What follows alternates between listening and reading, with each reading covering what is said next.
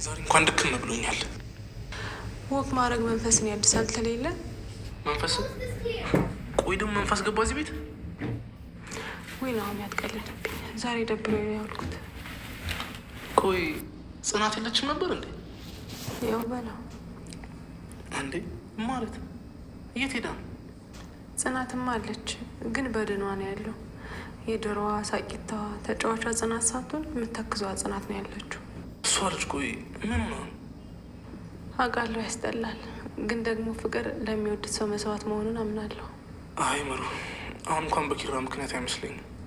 ኪራ ራሱ የተቀያየረችብኝ ነው ምናምን ብሎ በጣም ከፍቶት ነው ሲነግረኝ ነበር። ይኸውልሽ ምሩ፣ ወንድ ልጅ ካፈቀረ በቃ በጣም ጅል ነው የሚሆን። ይሄ የልብ ስብራት በሴት ይብሳል ምናምን የሚባለው ነገር ውሸት ነው። በቃ በወንድ ይብሳል። እንዴት ሴት አትጎዳም? ማን ነው እንደዛ ያለው? እሱማ ልክ ነሽ፣ ግን ወንድ ልጅ ካፈቀረ አፈቀረ ነው። በቃ ደንቆሮም እውርም ነው የሚሆን። ምክንያቱም ይኸውልሽ ወንድ ልጅ ለማፍቀር በጣም ረጅም ጊዜ ነው የሚወስድበት። ካፈቀረ ደግሞ በቃ ጅልም እብድም ነው የሚሆን። እንደውም ሰምተሽ የምታውቂ ከሆነ ማለት ነው በፍቅር ያበደ ወንድ እንጂ በፍቅር ያበደች ሴት እኔ በበኩሌ አይቼ አላውቅም። ኪራ አስቀይሟት ይሆን? እኔ እንጃ። ብቻ አባቷ ከሄደ ጀምሮ ልክ አይደለች። አዎ፣ ግን ደግሞ እየተዋደዱ መለየት በጣም የሚያስጠላ ስሜት አለው። ሁሉም በየፊናው ተጎጂ ነው። ለሰው የምንሰጠውን ፍቅር መመጠን ካልቻልን መጨረሻው እንደማያምር የታወቀ ነው። አንዳንድ መስዋዕትነቶች እኮ አብሮ ሲከፈሉ ደስ ይላል። እንደዛማ ከሆነ ራስ ወዳድነት ነው የሚሆነው። ማለቴ ሰውን እያወቅክ ወደ ስቃይ ህይወት መጋበዝ ራስ ወዳድነት ነው የሚሆነው ብዬ ነው። የሰው ልጅ ይበልጥ በተጨነቅላቸውና ባሰብንላቸው ቁጥር እንገፋቸዋለን። ማለት ይሄ ሊቀርብሽ የሚመጣን ሰው እንደ መግፋት ማለት ነው።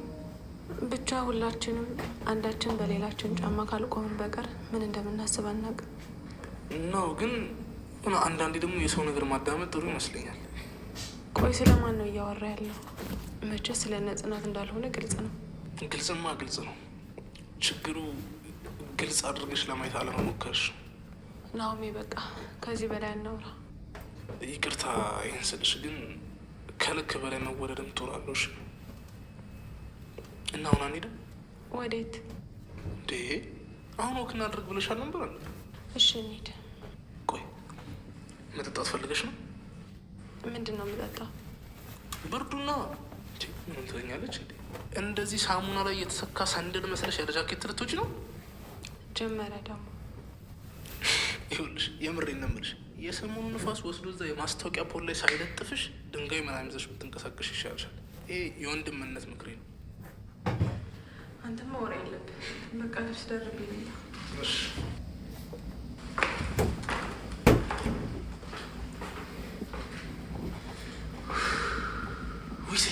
ዊሴት ግራ የምታጋቡ ፍጥረቶች እኮ ናቸው።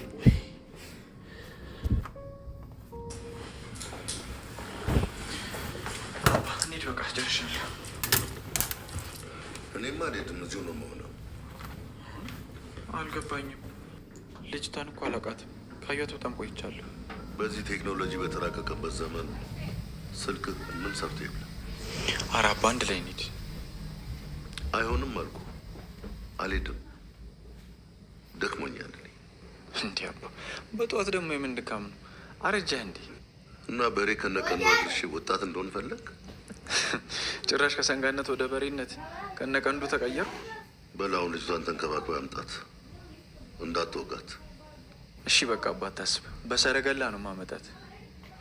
እሺ አሁን እዚህ አትቁም፣ አታስጠብቃት፣ ሂድ። በሰዓት የኪራ አባት ለምን ከኪራና ከጽናት አይርቁም? ሆ ፍቅር እኮ ጉር ነው እንዴ! ምን አስበው ነው?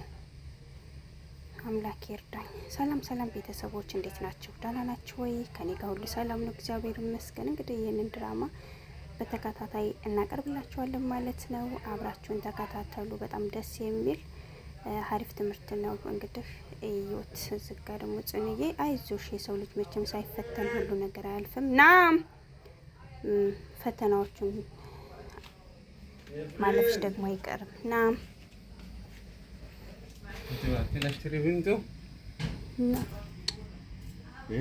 أنا بقول لا إنه هيستوري. بابا عايزة إيه؟